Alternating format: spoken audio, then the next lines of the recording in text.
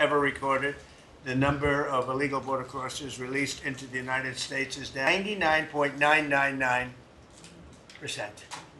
That is usually, so I think it's an amazing tribute. And Christy, congratulations, and Tom and everybody. An amazing job, actually. And it was done very quickly. We officially designated Tren de Aragua, MS-13, and the Mexican drug cartels as foreign terrorist organizations, and we're expelling these monsters from our country rapidly and working with the Department of Justice. Pam, you're doing fantastic. Your people are amazing. We're having some judge problems. Everybody's reading. We're having some judges that don't like, killers, murderers being thrown out of the country. So I don't know what their problem is, but we have little difficulty. We won on the basis of a great border and of getting criminals out of our country. That was why we won every swing state. We won by millions of votes. We won everything. Every metric we won by a lot. It was a massive victory. And we won, I think, largely because of this issue. I put this issue as #1 issue. And they don't want us to do what we're supposed to do. And I don't think that can be. I hope the Supreme Court is going to fully understand what's going on.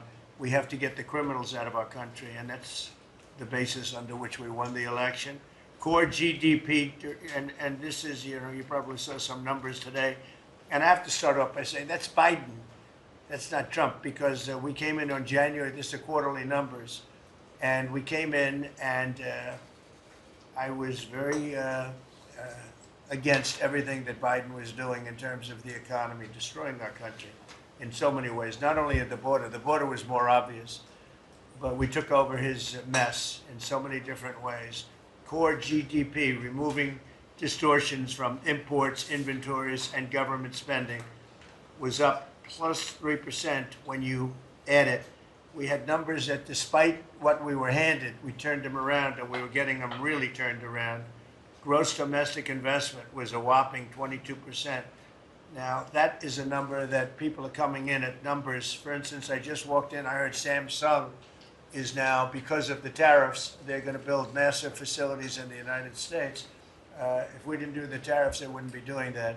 So it takes a little while to get those facilities built, but they're coming in with big, big numbers. They're all coming in with big numbers. We have more money being spent than at any time in the history of our country.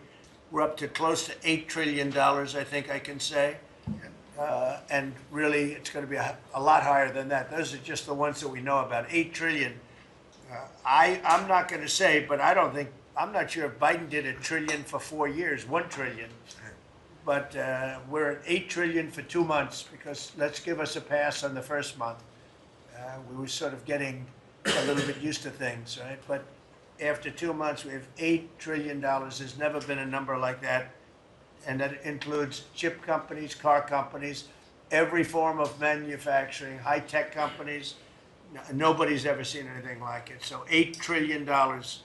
I can talk about gross domestic product, gross domestic investment. I can talk about a lot of things, but to me, the biggest numbers, the kind of numbers that are, and these people are coming in.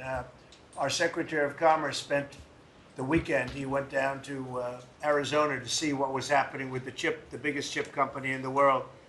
And he said, Howard, he said, you've never seen anything like it. Do you want to just describe what you saw?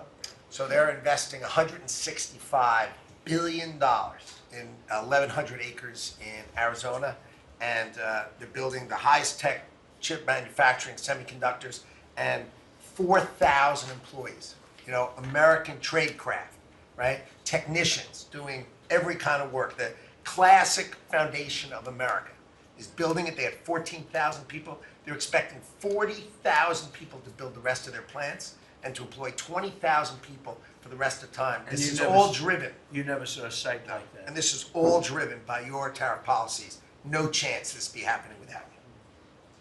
It's going to be about 40% of the chip market from that one section. And this is the biggest chip maker. They have 99% of the market. They come from Taiwan. And unlike the CHIP Act, which was done by Biden, where they hand everybody billions of dollars, the thing they don't need is money. They got plenty of money. What they need is an incentive to come in. And the tariffs, they're building because of the tariffs. Without the tariffs, and I like to say They're building because of November 5th, the election and the tariffs, but I'm going to be a little more blunt. They're building because of the tariffs, and November 5th gave them the tariffs. So it's amazing when you look. And these are not companies that go out and say, well, we're going to build, we have to go get our financing. Let's go. Like we would, in New York, everybody would look, you get a building site, and then you'd look around for money, you'd look around for financing for 6 months, you'd get your financing. You'd build your building, the market would be good, you'd make money, the market would be bad, it wouldn't be so pretty, you'd have to negotiate, blah, blah, blah. This is different. These people have so much money, they don't know what to do. I asked Howard, did they finance it? No, they do it through cash. And they say that site, and they just started, they just announced it like a month ago, and they've already started. He said, I've never seen a site like it, so big. So, you're talking about essentially a $50 billion building. Now, if you build a warehouse for $50 million, that's a big warehouse, Scott. But a $50 billion building, that's a lot. They're building the electric, they've become a utility. And I'm giving them the right to become. They're going to build their own electric, they're going to build their own electricity, which they need tremendous amounts of electricity. They're going to build it themselves. Anything they have left over, they'll hook that into the grid. But the grid is old and they're unreliable and bad things can happen to grids. I said, if you want, you can hook into the grid, but that's a little bit risky.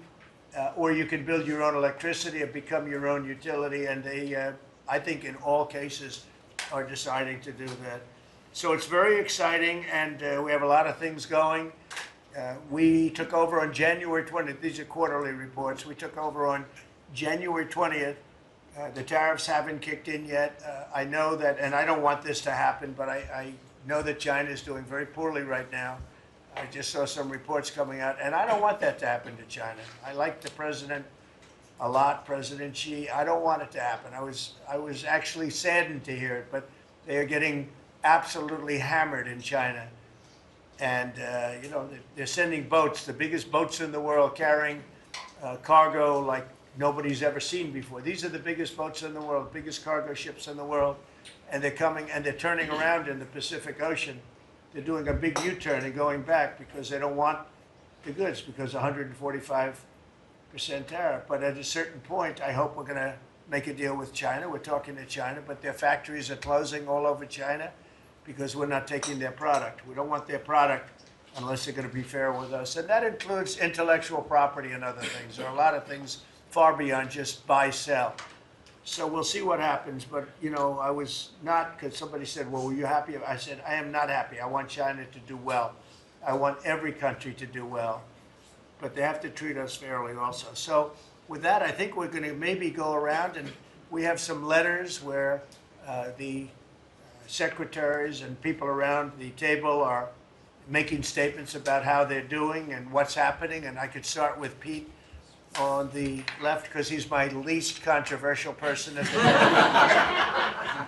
No, they don't know how good he is. So we'll go around the table and you can hear it. And these are cabinet meetings where they're very open and transparent. And I can guarantee you Biden didn't do this. He didn't do this. Go ahead, Pete. Well, Mr. President, I think we're controversial because we're over the target. And like so many things, Mr. President, you inherited a demoralized military that couldn't recruit, that was perceived as weak after what happened in Afghanistan and elsewhere because of Joe Biden.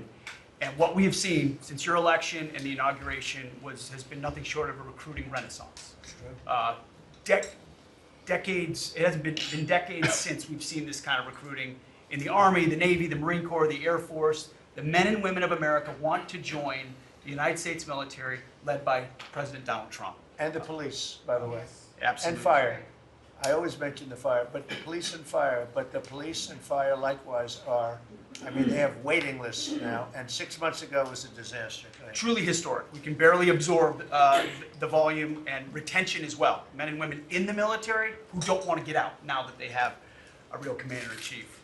We're reinforcing standards. We're going to be fit, not fat, in our formations. We welcome back all the folks who were forced out because of the COVID mandate. We've ripped wokeness out of the military, sir, DEI, trans, and it's Fort Benning and Fort Bragg again at the DOD. We're rebuilding the military, sir. The Golden Dome is well underway. F-47, reassuring allies and deterring enemies. We found nearly $6 billion in DOGE savings that we're going to reinvest, including $50 billion from the Biden administration focused on things like climate that have nothing to do with lethality and warfighting. And we will have, as you said, sir, the first $1 trillion budget that we plan to spend wisely on behalf of our warfighters. From day one, sir, we've gotten helped get 100% operational control of the border, coming alongside DHS and CBP. We've got 11,000 troops on the border who now, because of the new national defense area, sir, can help detain illegals at the border and hand them over to CBP. It used to be if you saw camouflage on the border, they could hold binoculars, and that's it. And now we can detain and assist, and we're going to get 100% operational control of that border. Our NATO allies know they have to step up. The Houthis in the Middle East are feeling the weight of American power, and we're deterring communist China. So because of your leadership, sir, I believe we're making the military great again. And I thank you. Thank you very much. Thank you, Pete. Howard? So I have the pleasure of running the Investment Accelerator, which gets to recruit these companies. And you've never seen anything like the companies committed to building in America. Technology companies have committed over $2.5 trillion to build in America based on your tariffs, right? Sovereign countries all backing, the whole Middle East and all these countries backing their sovereign wealth funds. They all want to invest in America, and they're coming in, again, over $3 trillion committed. So just those two topics, you're at $5.5 trillion. And then you've got the whole pharma industry knows it's got to come home because America pays for all the drugs of the world. So the pharmaceuticals have to come home, right? Autos coming home, industrials coming home. So, you know, we've got to train, and your great Secretary of Labor together and Secretary of Education together, we're going to train the workforce to build America. It's unbelievable. We've got so much, as I travel around, the attention on the Trump Gold Card. I mean, it makes me very popular. Last night, I was out to dinner, and someone came up and said, can I buy 10? And how do I buy 10? And I'm like, it's pretty good. It's $50 million for dinner. So, you know, I was paying for my dinner. The External Revenue Service, right? You've got the tariffs and the hundreds and hundreds of billions of dollars coming in to build the External Revenue Service. That our objective, of course, is to replace the Internal Revenue Service and let those outside countries trading with us, let them pay their fair share to America. And then, of course, you got rid of de minimis. And what happened is these foreign countries were sending in little packages for free and knocking out our mom and pop businesses across America. You put an end to it, and you're going to rebuild the mom and pop and the small business of America. You're their president, and I'm proud to support you. It's very important. De minimis. It's a big deal. It's a big scam going on against our country, against really small businesses, and we put an end to it. Mr. President, Please. so CAFE standards, we have the fuel economy standards on vehicles that are going to go to 50 miles per gallon. We are going to rewrite those standards, bring it down to something that's far more reasonable. Elon's fine with that, I hope. But it's going to drive down. It's going to drive down the price of a car in America, making cars more affordable for families. Also, Biden had the social cost of credit when we build infrastructure, roads, and bridges, adding 3 to 5% on infrastructure costs. We've gotten rid of the social cost of carbon, driving down the cost to build roads and bridges across the country. We have what is called follow the law. So we have so many states and municipalities that don't follow the law. So whether it's DEI, discriminating against Americans, whether they give illegals driver's license, or their sanctuary cities or states, if you don't follow the law, if you're giving license to illegals, if you're having DEI policies, we're not going to fund your projects. So you got to certify in your state or in your city to get road and bridge money or rail money that you're actually following the law, which includes executive orders from you, Mr. President. We're cutting back funding. We send research money, Mr. President, to universities to do research on more equitable and sustainable transportation systems. Projects that'll use data and public opinion to inform policy and infrastructure and technology benefiting diverse communities, including women and gender non-conforming people. Just stupid wastes of money. We're pulling that money back from universities. We should do good research if we're doing research in universities. And then one last thing, air traffic control. We don't have enough air traffic controllers. We're about 3,000 short. We're working on an agreement with the union, so when controllers become retirement eligible, we're going to cut a deal to try to get them to stay longer, to stay in the tower. And then we have a plan to put more butts in seats in Oklahoma City, so we can get more students through the academy and into towers as well. It's going to take us a while to do that, to train them up, but we're in the process before our 4 years are done. Well before that, we're going to be at full capacity. Joe, do you want to tell them about, I think we have to bring it up, we have very obsolete equipment for air traffic controllers. The equipment, the towers have horrible equipment. It's been renovated for years. The money they spent over the last 4 years, this Buttigieg did a horrible job. They wasted billions and billions of dollars hooking up wire equipment to non-wire equipment to satellite equipment, and you're not, a third grade student would know it doesn't work. You can't work. And they wasted tens of billions of dollars. But we want to put a brand new air traffic control system in, and you might want to describe that, please. You and I have talked about this. It's a state-of-the-art system, envy of the world. And listen, our system is safe, but you would have hoped someone would have seen that there's a problem with fixed-wing aircraft and helicopters coming in at DCA. Someone should have seen that before we lost almost 70 lives. It's our job to look and see that we have an aging infrastructure around air traffic control. And so if we don't build a brand new system, there's going to be failures and people will lose their lives.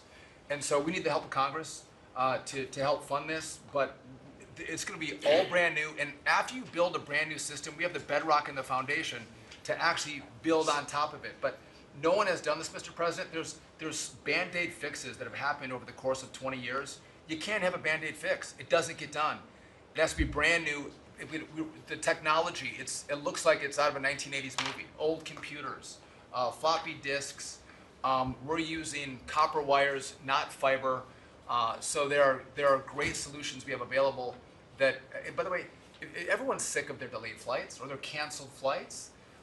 We have more capacity in the airspace, and if we build this brand new system, what you'll have is more efficiency in the airspace, and it will be safer. So the economy will be stronger.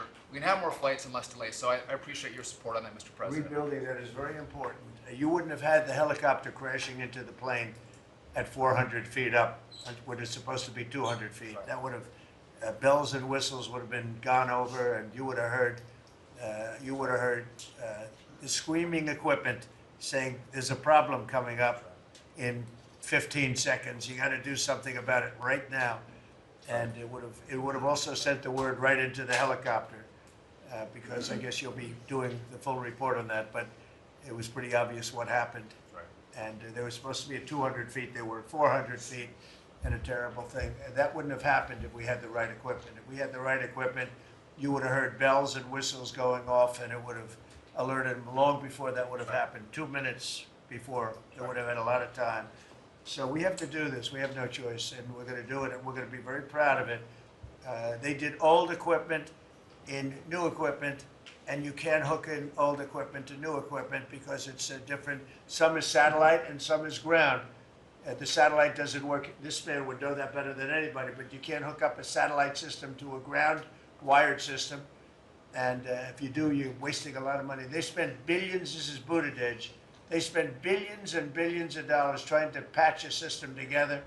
They had hundreds of different contractors, and the contractors were all fighting with each other. We're going to have one great big contractor, like the Great Big Beautiful Bill, which is going along very well. I guess I like Great Big Beautiful, but we're going to have one Great Big Beautiful contractor, whether it's maybe Raytheon, maybe IBM, maybe it could be any one of 4 or 5 different groups, but you put one in charge. They're very big, very powerful monetarily, and they give you a guarantee, and they hook up everything. They do every single thing. So they're responsible for the digging of the ditches and the fiber and every single element. And it's one system that's hooked in. It's not all these hodgepodge systems that don't work together. And it's just a shame.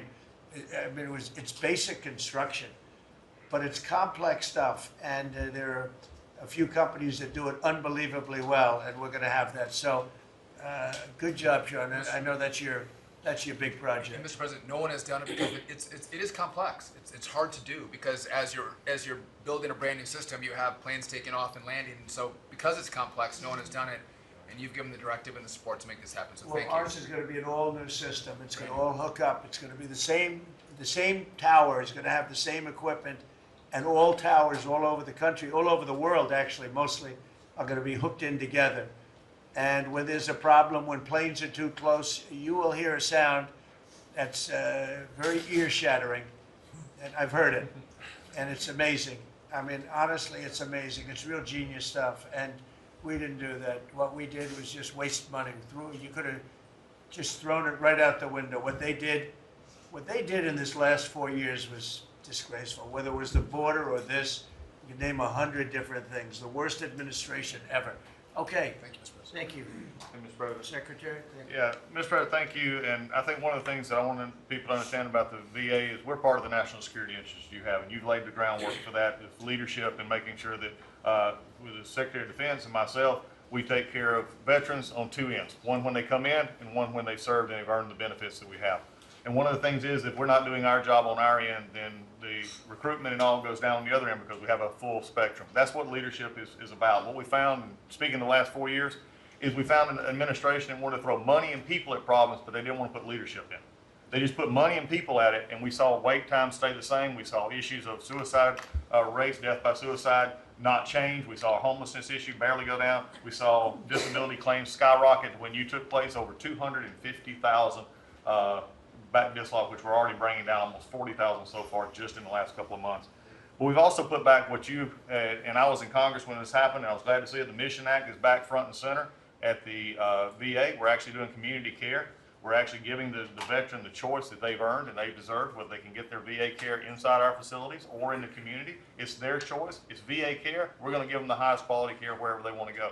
Also, we're expanding out options for treatments and others for those that are new. We're experimenting and looking at new counseling ideas, all new drug techniques that we can help with PTSD, TBI, the things that are affecting our veterans right now. But also, we've taken the leadership to take people and bring them back into work where they're actually communicating. They're back in our offices. We put thousands of people back in.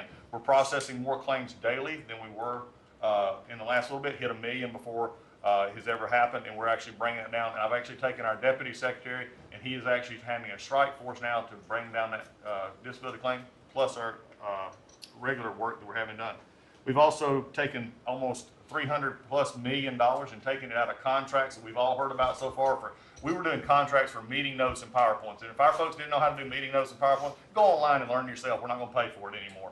And we took $360 million and put it back into community care and also our health records management system that we have. We've opened 6 new facilities just in the last little bit so all the media who wants to talk about how we're hurting healthcare, we just opened 6 new facilities. By the way, thank you, you're welcome. As we go from that we've continued. We've also took $11.6 billion in ceiling values of contracts and terminated that we did not need, resulting in significant cost avoidance for the future, but also still maintaining the ability to take care of our patients and also our disability benefits. We've also gotten unity again. We did away with $14 million in DEI spending. We've ended gender dysphoria treatments. We phased that out. All directed, the savings from that go to paralyzed veterans and amputees. We've also continued to work toward, as you've, in anti-Semitism and also anti-Christian bias that we saw. The biggest thing though, Mr. President, I wanted to state, is you told me when you said for me to take this job, you said take care of my veterans. Well, we've done something in taking that step forward. The veteran is back first at the VA. The VA is not about itself anymore. We're not a self-feeding animal. It's about a service organization that takes care of one of the best that we have, and that's our veterans. And that one, Mr. President, we're just getting started. Thank you, Doug. How are you doing with the suicide rates? We're getting, it's tough, Mr. President. That's something that we're looking at. This is something that we've had $588 million has been spent over the last 4 or 5 years to be prevention, and yet the numbers stayed at 17 or 21, wherever you want to have it. We're now opening that back up, taking in nonprofits. We're bringing in others who have things that are actually looking at. I've worked with Secretary Kennedy and others on the idea of we're opening up the possibility of psychedelic treatment and others that give us an opportunity. We got to research it, make sure it's good, but it's opening up that possibility. And I think, again, veterans are understanding now that we're putting them first. When I go to these hospitals, they're actually coming up saying, thanks, we're back in where we need to be, and we're seeing a workforce development. So suicide is gonna come down. It's also gonna take some transition stuff that your Secretary of Defense has been very helpful on. We've got to transfer them out of the military so they come to us better, but we're working on that. Thank you. Jameson? Mr. President, it may come as a surprise, but this has been the busiest 100 days in the history of the office. In history. In This is the biggest deal ever done. If you sold IBM, ExxonMobil, and 5 other companies together, it's peanuts compared to what we're doing. This is the biggest deal ever done financially in the history of the world. And I think we're doing great. You're going to see some big, big results. Go ahead. And I'll just say something that Secretary Duffy said in his context, because it's complex, no one has done it. So this is something, a reordering of global trade that hasn't happened since the end of World War II. And it's long overdue because we've seen manufacturing offshore under the old global trading system. When the net result of the global trading system is that all the manufacturing goes to Asia and other places, that's a system you have to replace, and that's what you're doing. They said you wouldn't be able to do global tariffs. We did it. They said everyone would retaliate. No one retaliated outside of China. They said no one would come to negotiate. We're talking to dozens of countries. They said no one would have offers. We have dozens of written offers. We have lots of countries in this week. This is like a break for me to come. And not sure. With all the countries that want to negotiate. They all want to negotiate. They want to make a deal. Don't zoom in on this. Yeah, this is like a tracker, right? We have all these columns of which countries have come in, when we started negotiations, who gave us an offer, are we in technical talks, and when do we expect to have deals done? Those are some weeks out, but we're working very quickly on this. Thanks to you. Thank you, Jameson. You're going to have a lot of fun for the next 3 weeks. Michael, do you have anything? Mr. President, the last 4 years, the world experienced a total lack of zero leadership under Biden, and then we've had 100 days of your leadership with respect, with strength, starting with there'll be all hell to pay if you don't let our people go. Dozens, over 40 Americans have come home under your leadership. Far more terrorists are no longer threatening the homeland under your leadership, pulling all of these agencies together, including the evil individual responsible for the Abbey Gate bombing, and to sit with the 13 Gold Star families, and you showing that follow-up and that justice has been incredible. But pulling this great team together, Mr. President, everything from revitalizing shipyards to cyber to space, that takes this entire team working together. It's an honor to serve you in this administration, and I think the world is far better, far safer for it. Thank you very much. The Abbey Gate is really important. This was a horrible thing. Destroyed the image, frankly, of the Biden administration. What happened there was a disgrace. It should have never happened, and Pam is working very much on prosecuting that person. We have the person, and he'll do well. I have no doubt about it. Thank you very much, Michael. So the CIA, I don't know, Ratcliffe, I don't know if he's going to say anything. He's probably the one person here that's not allowed to talk about the great job he's done, but go ahead anyway. Mr. President, as you know, at your direction, the CIA has deployed our unique covert action authorities in various places and continents to successfully advance your national security and foreign policy priorities, to advance peace, to end wars, to take terrorists off the battlefield, and to keep illicit drugs from coming into this country and harming Americans. Unfortunately, as much as I would love to detail your accomplishments in that regard, we can't do so in front of this crowd. But you and I both know, Mr. President, that you have had a profound positive impact on America's national security posture, and Americans are safer because of your leadership. What I can talk about publicly is, as has been mentioned, the CIA provided the intelligence that led to the apprehension of the Abbey Gate bomber, who is now being prosecuted by our great Attorney General and providing a measure of justice to those 13 families that suffered as a result of that disastrous Afghanistan withdrawal during the last administration. In addition, at your direction, Mr. President, the CIA has negotiated and secured the release of Americans like Mark Fogel and Ksenia Carolina, who have been wrongfully detained, sending the message that you will forget about no Americans that are being held in other places unfairly and unjustly. And finally, Mr. President, the CIA is being restructured at your direction to focus on our core mission and to eliminate the well-documented politicization that has taken place in the intelligence community from bad actors in the past, to focus on our core mission and to make America safe again. Thank you for the opportunity, Mr. President. Good job. You're doing a great job. Thank you very much. Russell? We're obviously involved in a number of budget bills that are moving, trying to make sure all of your priorities are reflected in the reconciliation, working on our upcoming budget. Wonderful job by the entire cabinet on that front. Details soon on that front. Sending up rescissions bills to Congress for things that Elon has found. But the regulatory aspect is something we don't talk about enough. And right now you've given us a goal of 10 for 1. We are working right now with all of the agencies to rack up how big of a deregulatory agenda that we can have.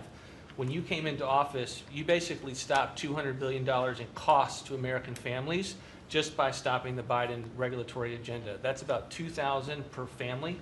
We think when we're going to hit these 10 for 1 goals that we could be in the neighborhood of about $900 billion in savings to American families that would be substantially bigger than that $2,000 number. And the point that I would make, in addition to just savings cheaper to the American people, there's an aspect of wisdom when you're enforcing these rules that comes into play.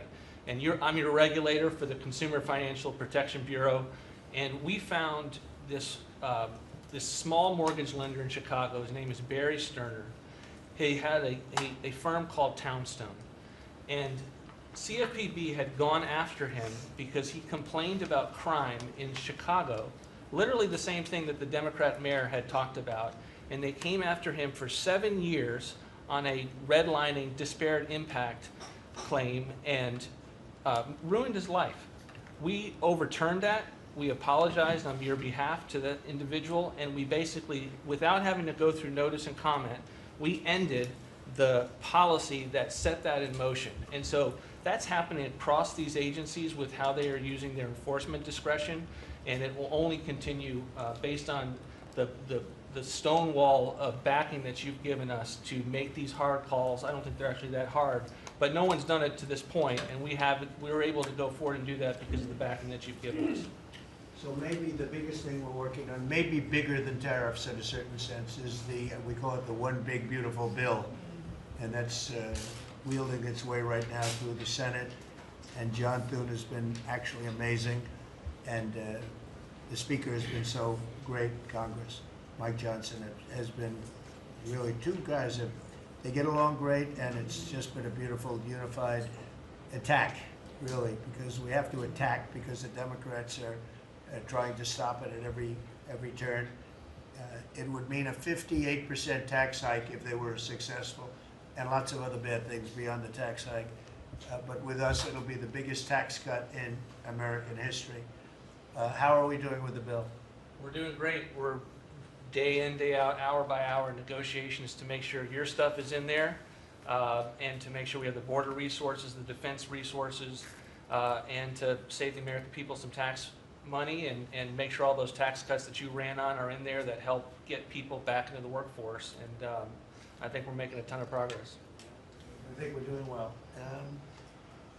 Like I said, the biggest tax cut in the history of our country.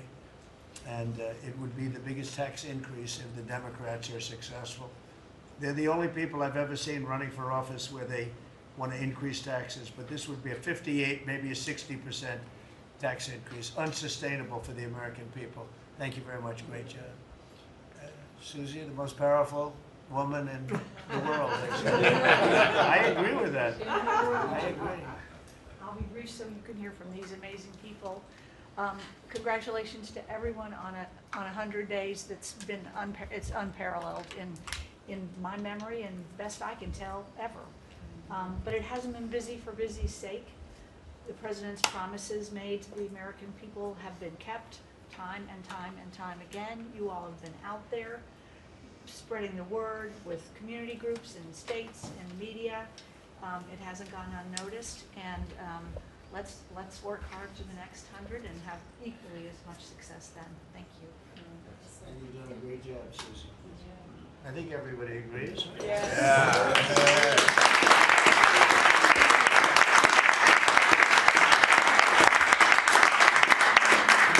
If you have anybody that disagrees, please. In front of the media. Please raise your hand if you have the courage to do so. Anyway, go ahead. Yes, sir, Mr. President. Thank you. And you made it very clear that you wanted to put America first. And also from day one, you wanted to make housing affordable again, because we do have a housing affordability crisis in our country. And so at HUD, we've been cutting all the red tape and bureaucracy as it pertains to housing affordability and unleashing creativity of our builders and developers around our country and restoring local control. We took down the affirmatively furthering fair housing rule, as you know, which was a zoning tax from Washington.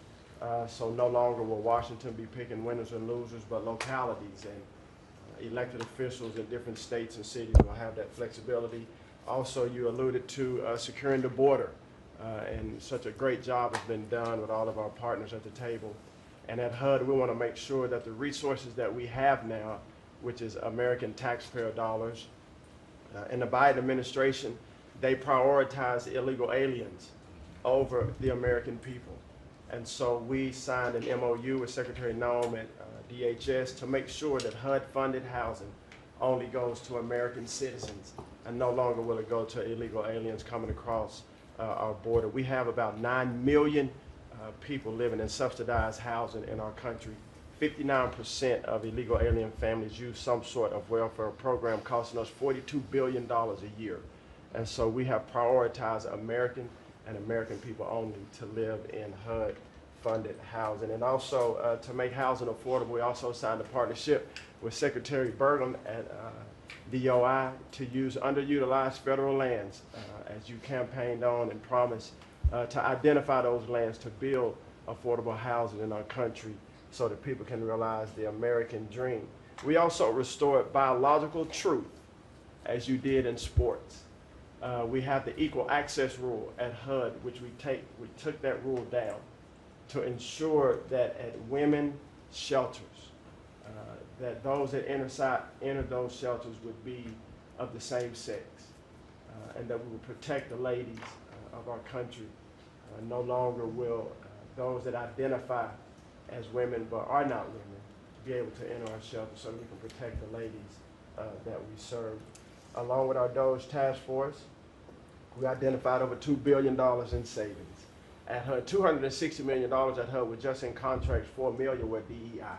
And so we took those contracts down and de-obligated and sent back $1.9 billion back to the Treasury for the American people. Again, we want to be good stewards over the American taxpayer dollars. And so, Mr. President, thank you for your leadership in this. And we have a tremendous team at HUD, and I'm so grateful to be part of this team around this table to take care of the American people. And I consider it a great honor and humble to do so. Good job. Yes, sir. Thanks, Steph. Yes, sir. Appreciate it. Look. Well, I'm not sure if anyone's heard, but the price of eggs is down. I know it's news. Listen, sir, today on, as we celebrate the 100th day, I think that it's just such a joy and an honor to continue to do this work, so thank you for that. We have been obviously very focused on the cost of groceries, specifically eggs led the way, as you have so eloquently discussed over the last few months, and we're holding tight on a very significant decrease, which is great, and investing where we need to there. As I mentioned before the press came in, we have had a massive issue with Mexico on water, getting water to our farmers along the border for decades. When I worked in Texas 25 years ago, we were fighting with the Mexican government over the water then. You got involved about 2 weeks ago. That evening I started conversations, and as of just a few days ago, thanks to Secretary Rubio's great deputy secretary and I have been negotiating, and we hit the best deal I believe, in history on behalf of our farmers, and thanks to your leadership and your strength on that. And that's a really big deal long term for those farmers in the southern part of the country. On the energy side, I know we've got Secretary Burgum and his partner Secretary Wright, but we often forget that agriculture has a major piece of the energy dominance agenda, not just timber, not just minerals, but biofuels. So we continue to support that great leadership coming from those agencies and doing hopefully our part as well, and they've been incredible in that. Our farmers have been hurting under the Joe Biden administration. There was a 30% increase in the cost of input, so the cost of doing business for these farmers over those 4 years. When we left the White House the first time 4 years ago, we had a $0 trade deficit with our agriculture products. After 4 years of Biden, that hit $50 billion because they just didn't make an effort. And so obviously that's $50 billion less dollars at a time of very thin profitability for our agriculture community. So the Congress passed because the last administration didn't get a farm bill done either, the farmers were hurting there. So Congress stepped in. I say all that and basically said $10 billion to move out. USDA, fastest in history, that money went out to those farmers that couldn't make plant their crops. And so I'm really proud of that, and you'll hear a lot of that from the farmers today, that this USDA is moving more quickly than any ever before. And we're not organizing money based on the color of skin and other ways, which was how the last administration was moving out. We have canceled $6 billion in contracts thanks to our great friend Elon Musk and his Doge team. A lot of those were DEI, gender, studying transgender mice. Who knew? The racism in pest management, we've canceled all of it. We're going through a major restructuring. USDA is one of the biggest agencies. It's sort of a catch-all, and we're really downsizing and aligning around putting farmers first, which is really important. A big part of USDA though is food stamps. It is perhaps one of the largest, if not the largest, welfare program, and it's a supplemental nutrition program. Secretary Kennedy and I have been working very closely. We were in Texas yesterday talking about nutrition and agriculture. You can't make America healthy again without your farmers and your ranchers as your partner. So ensuring that our food stamp program and those at the bottom end of the socioeconomic ladder really have access to nutritious foods as we're facing an obesity crisis and a chronic disease crisis, which I'm sure Secretary Kennedy will touch on. And the final thing I'll say is this morning, Secretary Noem and I, together, and I brought a picture because I think this is important and it goes to why we're here. This is a South Dakota ranching family named the Mods. They are a fifth generation ranching family. Charles Mod, in his 30s, bought the ranch from his granddad, I'm going to show the press, when he was 17 years old. Those beautiful children, Lyle and Kennedy, his wife Heather. Under the Biden administration, they had, of their several hundred-acre operation, they used about 20 acres and had a fence that had been there since 1910 when their family took over the ranching operation. There had never been really any problem that had been brought to their attention. Perhaps there was a minor dispute over, again, 20 acres. This family was indicted, prosecuted, threatened with jail time, told to find guardians for their children over a fence line dispute that the Biden DOJ pushed forward. So this morning, on the steps of the U.S. Department of Agriculture with Secretary Noem, who was their governor, as the governor of South Dakota, which is where these great people are from, all criminal charges were dropped, and really appreciate the Department of Justice. It was a really big day as we sent the signal that the over-criminalization and using government, and you know this better than anyone because you were in the crosshairs for so long, that those days are over and the regulation through prosecution is no more. And so this family is one of many that we'll now be talking to ensure that never happens again. Thank you. Thank you. Great job. Please, Scott. Sir, it's been a momentous 100 days with you at the helm, and I view this 100 days as setting the table for peace deals, trade deals, tax deals. So the next 100 days will be harvesting. You've created negotiating leverage and leadership that are going to yield remarkable results. Energy costs have plummeted. Mortgage rates are down, food costs are moving lower, and American families are finding their financial footing again. I had a group in today. America, under your leadership, is on the verge of becoming an AI superpower. that our economy had become barbelled. We had high tech and finance on one side, natural resources led by energy, which the previous administration tried to kill, on the other, and you're filling in between with precision manufacturing that we're going to be bringing back through good trade policies, good tax policies. Under the DOGE at Treasury and the IRS, cost, tech support, and efficiency have increased. We have the IRS revenues are up, and thanks to the young man sent over by DOGE, the IT update that began in 1990, which was begun before he was born, is going to be finished during your term. So trade, you couldn't make it up, trade, taxes, and deregulation, the one big beautiful bill under your leadership. Speaker Johnson and Leader Thune have done a great job, but they have you as the closer on many of their members. And I'll just close by saying economic security is national security is economic security, and it's never been better. We're rebuilding it, and as I said last week at the IMF and World Bank conferences, America first does not mean America alone. Under President Trump, it means leadership. Man, well said. Thank you. Are you busy enough? He's doing a great job. Thank you very much. Mr. President, thank you, and thanks to the cabinet. So at the risk of insulting everybody else at the table, I believe that I'm the youngest member sitting at the table. And it occurred to me that from the time that I was born to the time that Donald J. Trump was inaugurated just a few months ago, we went from, again, 40 years, we went from the world's manufacturing superpower to one in which we depend on the People's Republic of China to make the things that we need.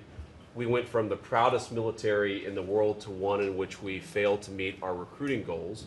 And we went from one in which bipartisan border policy was the consensus of both Democrats and Republicans to one in which we allowed 20 million people to run roughshod illegally over the countryside, causing crime, causing a stress on the welfare system. And again, that happened over the lifetime of the youngest member of the cabinet. And what has happened in 100 days is that we've started to reverse every single one of those negative trends.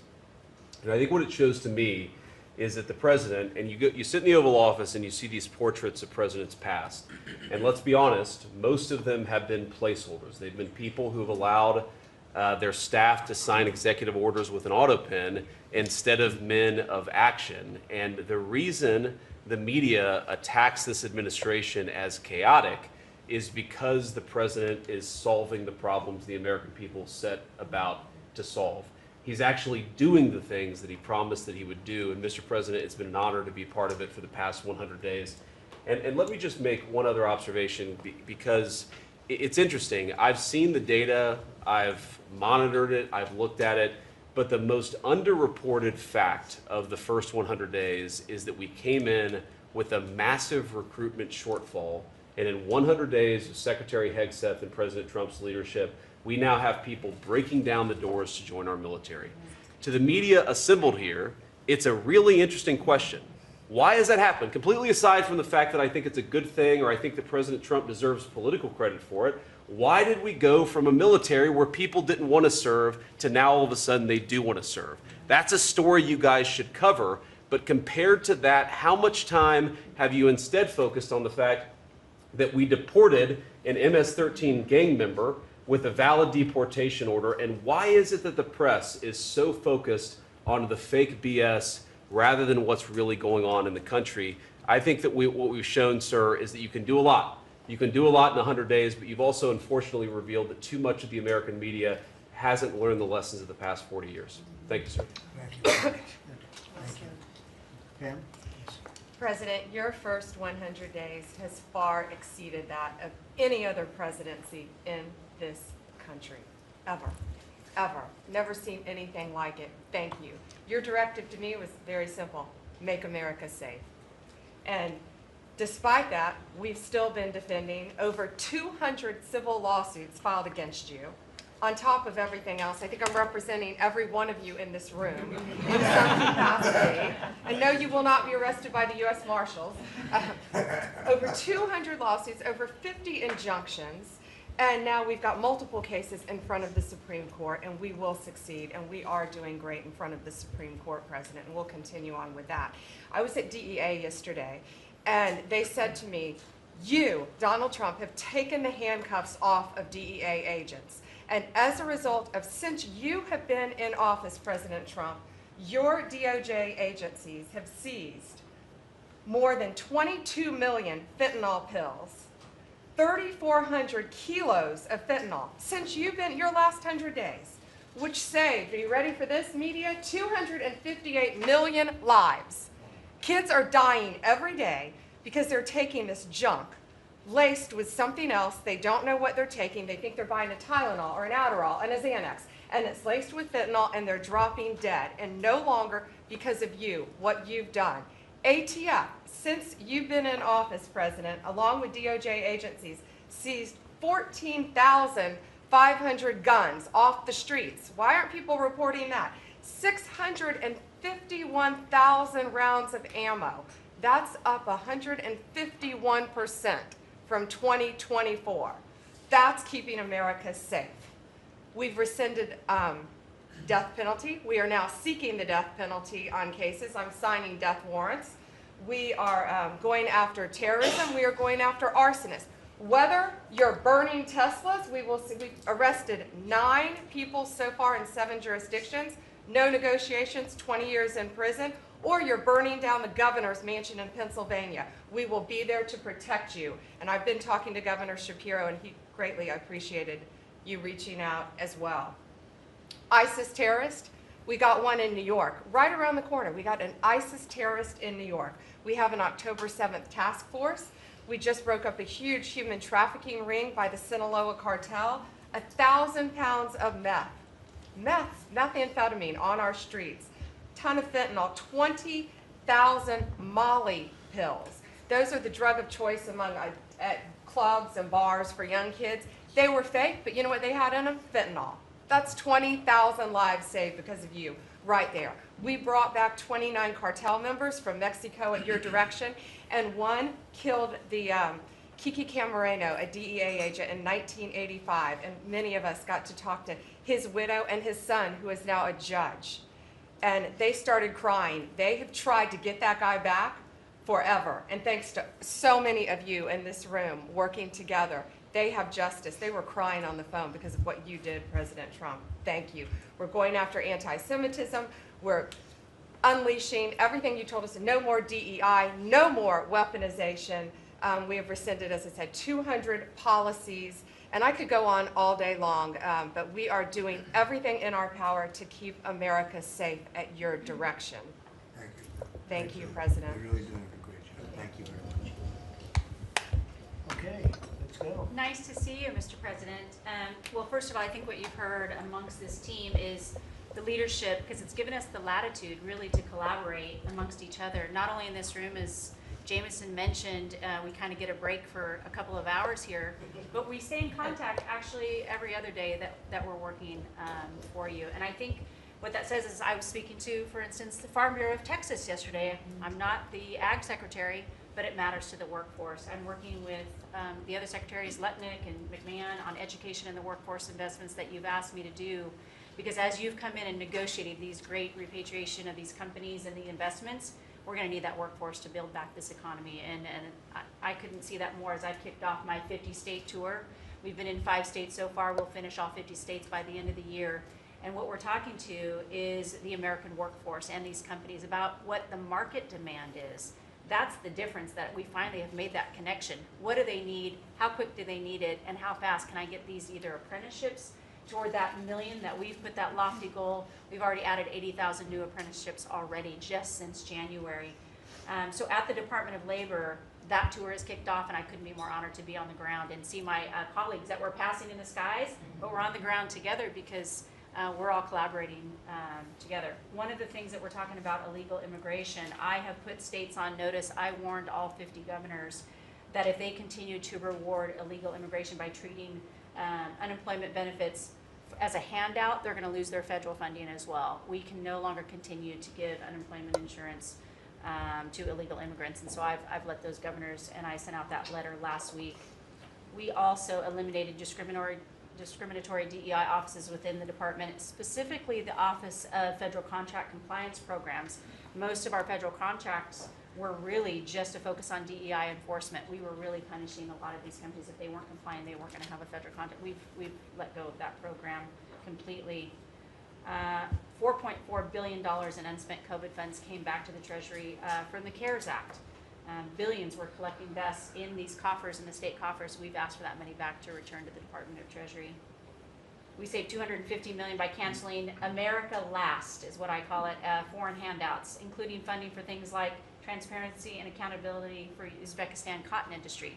It doesn't make sense that we're funding, these foreign, and thank you to DOJ and to the government efficiency of what we have found with the fraud that we're seeing. I mean, some of these things are so ridiculous, you can't believe it. No, I write them down and I read them Uzbekistan more than once, cotton like this county palmers? should. Yeah, it doesn't make It sense. sounds like a comedy sketch.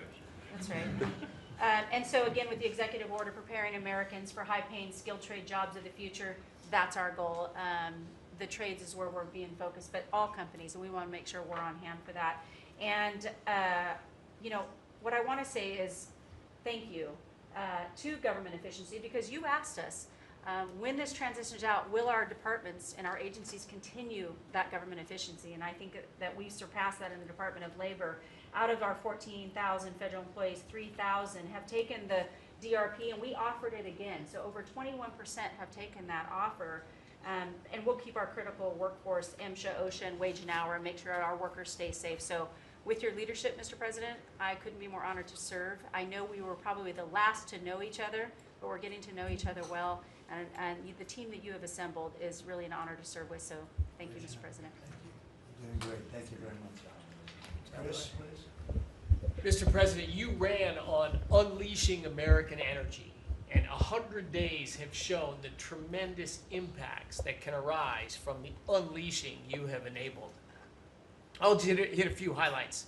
Number one, oil, gasoline, and diesel prices are the lowest they've been in years. How does that happen in 100 days? That's a messaging. Your message that we're pro-energy. We're not against energy, we're for it. That sends a message to the marketplace that supply is easier to grow now and supply will be coming, and that's already led to tremendous savings for American consumers across the country. And we need not only more affordable energy, but we need a lot more energy. One highlight I think a couple of us have touched on is AI. This is a new emerging critical industry that's very energy intensive. It is not acceptable for the United States to not be the leader in AI. We must win the AI race and lead in that, and that's going to take a lot more energy. If you had not won election, we would not have won the AI race. Full stop. Energy would not have been there to enable us to win. Reshoring of manufacturing. These trillions of dollars you led off with, it's going to come back to our country to make chips, to make steel, to make automobiles, to make artificial intelligence, to make all of these industries we've outsourced. That's only going to be possible with way more American energy. But we have that energy. We have those resources. We have those businesses. We have those capitalists. We just need to stop standing in the way of them and follow the lead you've set, which is to enable them, not to subsidize them, not to help them, to enable them to invest American money and create American jobs here. Regarding our balance of trade, the second largest export of the United States is liquefied natural gas. Second fastest. In the next few years, it'll be our largest export in our country. But yet, 18 months ago, the Biden administration had said, we're going to stop issuing permits for new LNG export terminals.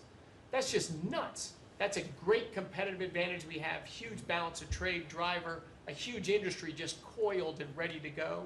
I just came back from Poland last night. They are thrilled that America is back in business again and that the rest of Europe can get off of Russian energy and can enable their own economic growth with secure, reliable, affordable energy from the United States.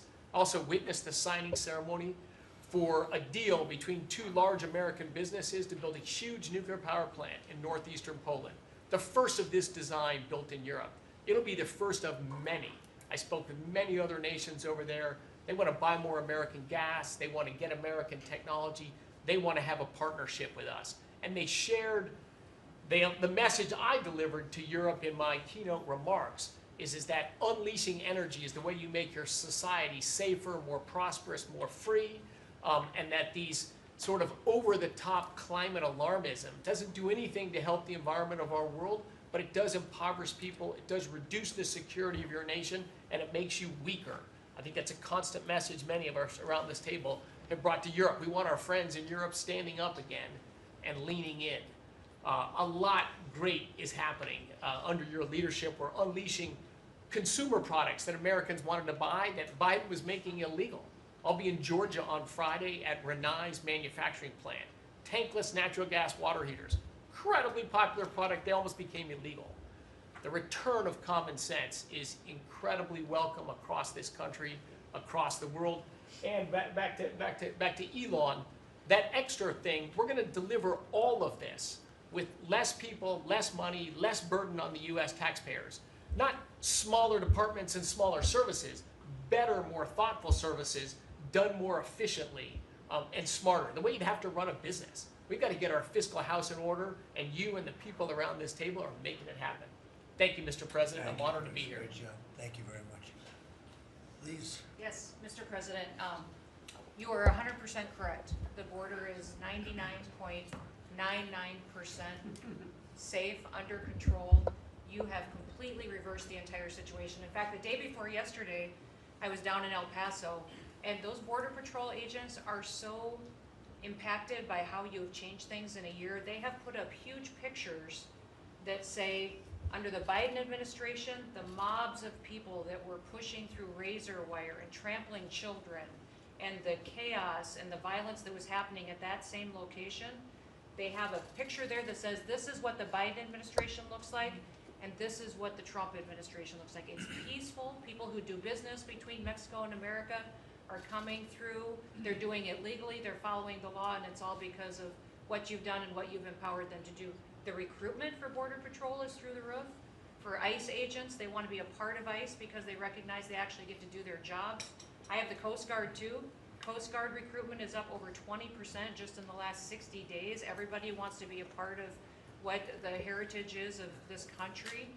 We've repositioned the entire Coast Guard fleet to focus on border and drug interdiction. As we've secured the border, the cartels have gone to the water and are going out in maritime waters to move their drugs into this country. The Coast Guard just in the last 2 months has taken into custody over 126 tons of cocaine, millions of doses of fentanyl. It's just amazing, and the aliens that they are deporting is incredible too.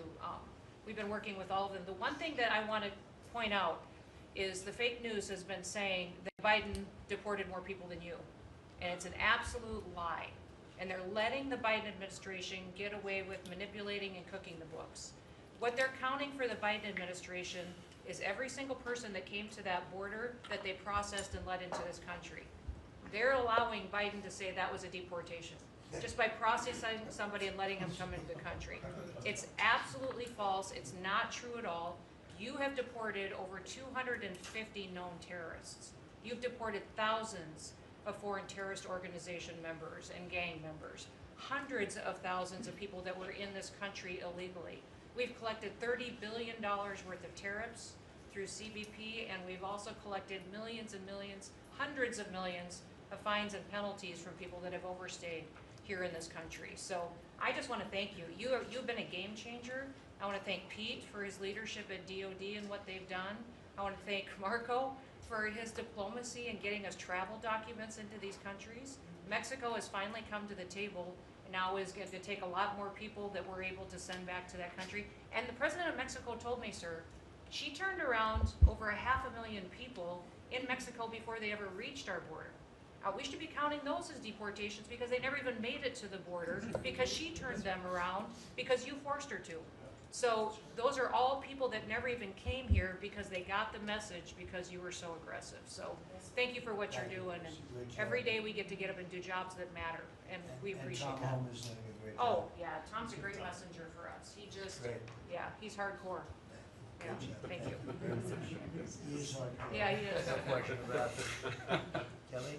Mr. President, it's such an honor to serve in this administration, and on behalf of Main Street America, for our 34 million small businesses that make up 99% of all businesses in this great nation, I have to tell you, under your leadership, Main Street is open for business again. They're thriving and they're investing. And the data that we have at the Small Business Administration, the loans that we're putting out, a record 26,000 loans in your first 100 days means that 2,000 small businesses each week are receiving that funding, that investment in the future. Small businesses create 2 out of every 3 new jobs in this country, and we've already seen under your leadership the jobs economy is back, manufacturing jobs are back.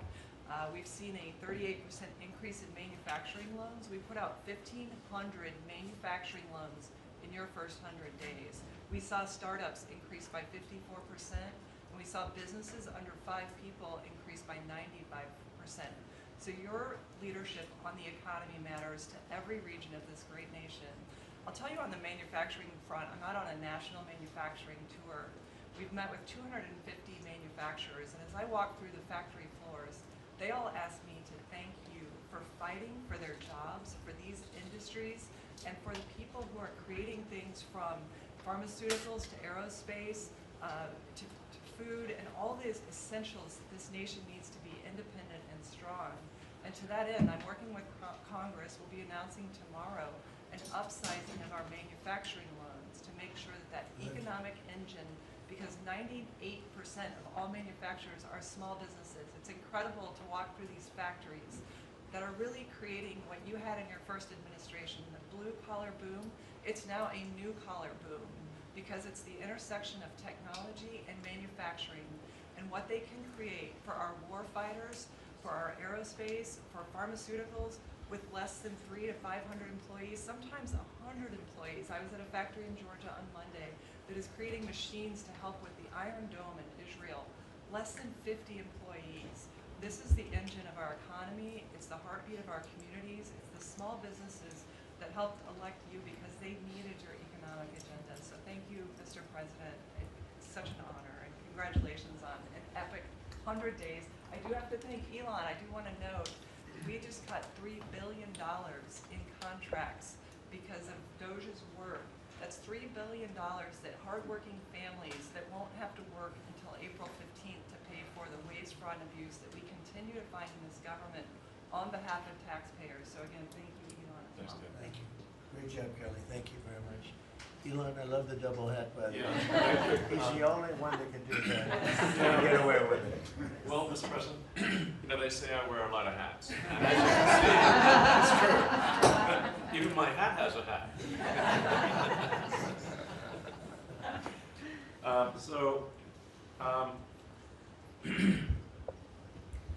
The American people voted for secure borders, safe cities, and sensible spending. And that's what they've gotten. A tremendous amount has been accomplished in the first 100 days. As everyone has said, it's more than has been accomplished in any administration before, ever, period. This portends very well for what will happen for the rest of the administration. I think this could be the greatest administration since the founding of the country. Well, we all want to thank you for your help, too. You really have sacrificed a lot. Been treated very unfairly. Well, they do like to burn my cars, which is not great. Could be better.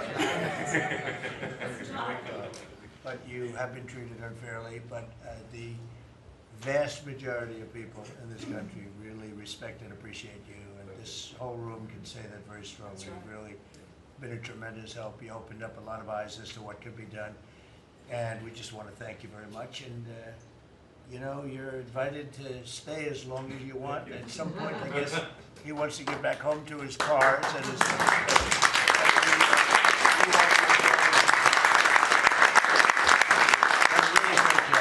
You've done an incredible job. $150 billion. Think of that. Yeah. 160 now. Yeah, 160. Coming. They said, oh, it could have been more. And a lot of stuff is being worked on. That number could be doubled and even tripled. A lot of things are being worked on that we don't count yet because it's not quite there. But you've done a fantastic job, and we appreciate it very much, Elon. Thank you. And it's also an honor to work with your incredible cabinet. I just like to say thank you, everyone. It's great to work with you. Thank you very much. Thank you. Elsie? Mr. President, congratulations on this truly historic first 100 days of your administration. Really only made possible by your focused leadership on delivering the mandate the American people gave you. You've empowered all of us to deliver that mandate, and I'm grateful to have the privilege of leading the intelligence community towards ending the weaponization, politicization of the intelligence community that's gone on for far too long, and building out what is truly a lean and agile and effective intelligence community that is helping you deliver that promise to the American people of safety, security, and freedom. So, Mr. President, I'd like to highlight just 3 of the areas where we are helping to support your leadership and your work in making America safe again and bringing about these changes. First of all, because of your designation of cartels as foreign terrorist organizations, I took immediate action with our National Counterterrorism Center to prioritize their focus on those terrorists and gang members who are trying to enter our country through legal or illegal means, and to seek out those who already are here in our country because of the Biden administration's 4 years of open borders. We've been working very closely with your great Attorney General's team at the DEA to get these known cartels into our systems, to be able to stop them at the border, and turning over names to Department of Homeland Security and the FBI to be able to find those who are already here in our country. Just the other day, we found 700 alien terrorists who have ties to MS-13, Tren de Aragua, and the Sinaloa cartel. Just yesterday, our NCTC identified almost 600 individuals with ties to other terrorists who came through our borders illegally, claimed asylum, and under the Biden administration were paroled here within our borders. Secondly, Mr. President, like too many organizations in the federal government, the ODNI has become very bloated with too much waste and abuse going on within the organization. We've done a few immediate steps. We are doing more. The ODNI is 25% smaller and more lean today than it was when I walked in the door and when you took office. Secondly, we have just this morning actually shut down a human capital office. As soon as you issued the executive order to stop all DEI activities, we did that, shut down the DEI office.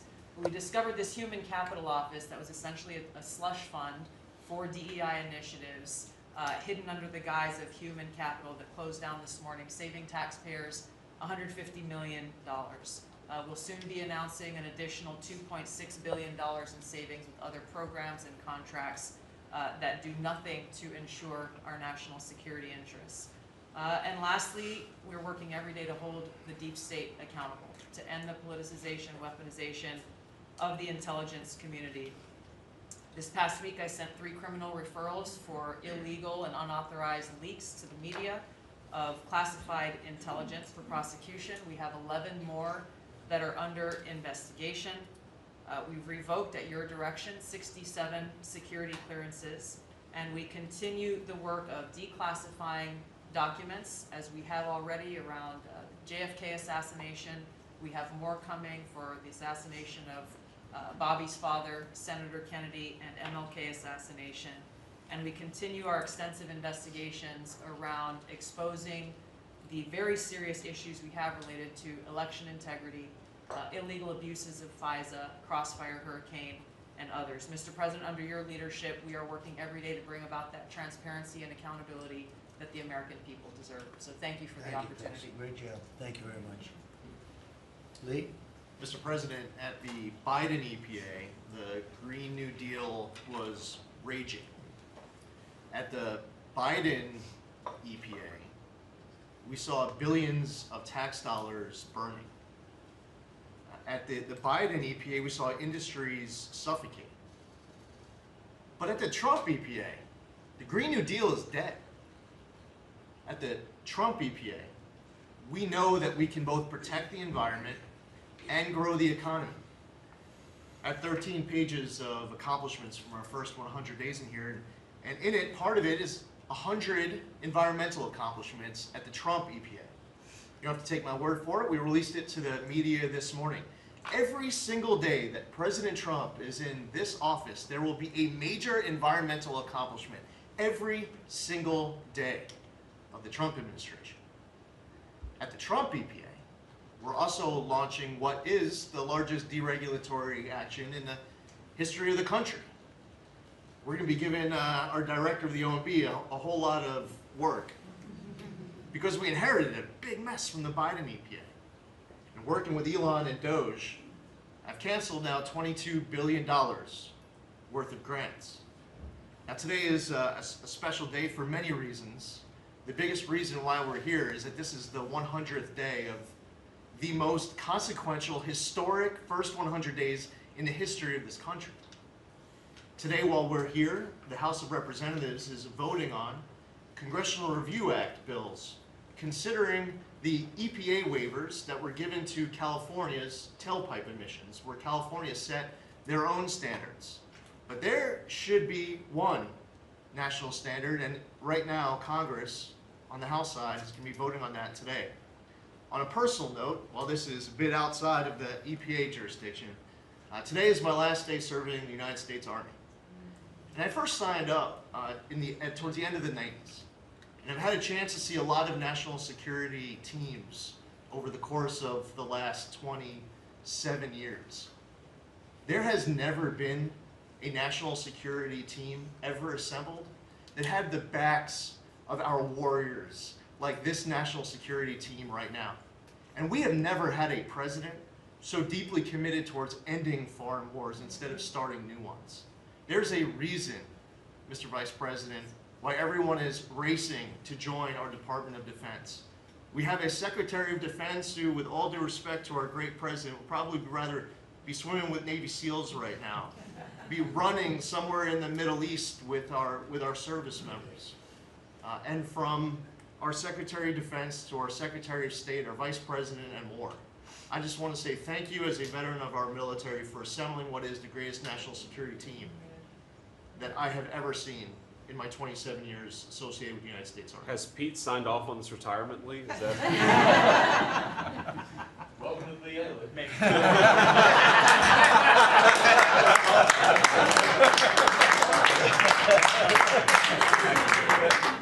Thank you for your service, Lee. Yeah, thank you. You're doing a fantastic job. We appreciate it very much. So, Well, Mr. President, I don't think I have ever worked so hard to try to fire myself. We're certainly making great strides in that. We've reduced the folks over at the Department of Education by about 50% now through our RIF program, and so we've closed a lot of the district offices, consolidated, so there are a lot fewer people working a lot more efficiently in the Department of Education. The commissioners of education in every state, and I was at a meeting with them not too long ago for not only our states but our territories. They are thrilled with the opportunity now to be able to have more control over the education in their states, to get rid of a lot of the red tape and regulation that's kept them from doing what they're doing. So we're seeing, I think, great improvements. We'll see test scores, I believe. It'll take a bit for them to be able to go up, but I think now that they're going to have the opportunity to put in their own programs, we'll see that grow. At the same time, we've been focused on higher education for our universities. We've returned proper enforcement of Title IX protections to schools. We have stopped funding to Columbia, for instance, and some other schools for not only Title IX but Title VI infractions. And those are moving along. I think we've brought people to the table. They know that you are serious. You meant what you said. They're going to make changes. They're making their campuses safer again. Anti-Semitism was just out of control in many of our universities. And so some tried to, in fact, Harvard is sued, and they're saying that it's, First Amendment infraction. No, this is civil rights, safety on our campuses for our young students, who are there. And with Pam's help and the task force that we formed with HHS, with GSA, with other agencies, we're going to make sure that our campuses are safe. And so there's a lot of good work going on. I think one of the biggest things, you'll be very happy to hear this, Mr. Vogt, that we are putting back into place collecting on our student loans that have been delinquent since March of 2020. Been no effort to recollect on those loans. So as of May 5th, a letter goes out that the loan recollection is beginning again. So for those people who have borrowed money and who've not been paying. And that's just not to be punitive. There are many ways that they can go online to understand how they can get back into the right payment structure, because when they're in default, they can't buy a house, they can't buy a car because their credit scores are down. So it's helpful to them as well as to get this money back into the country. I mean, $60 billion of increased student loan debt since 2020. And in total, we've got almost $1.7 trillion in student debt. So we're gonna start getting it back. And Scott and his team have been incredibly helpful. We appreciate that so very, very much. And so a lot's going on at the department. And what I would really like, as I'm firing myself, I'd like for you to be known as the education president, because of the best in practice systems that we want to put in every state to incorporate AI, so that we are training these new entrepreneurs and business leaders in our country. We can't do it with the infrastructure we have in place today, so you have to be working on that at the same time. So we're going to be doing that. So thank you for your charge to elevate education so that we are providing for every student access to excellent education. Thank you, sir. Thank you very much, Linda. And what's going on with Harvard and some of these colleges that are taking vast amounts of money, who also have vast amounts? They've got $52 billion, and really scamming the public and hiring people like de Blasio and Lori Lightfoot, who were certainly two of the worst mayors in the history of our country, paying them a fortune of salary and having them teach our children how to manage cities and how to manage government. What's the word as of this morning on, let's say, Harvard? Well, we're negotiating with them. When we went back to them to say we welcome them back to the negotiating table, their response was a lawsuit.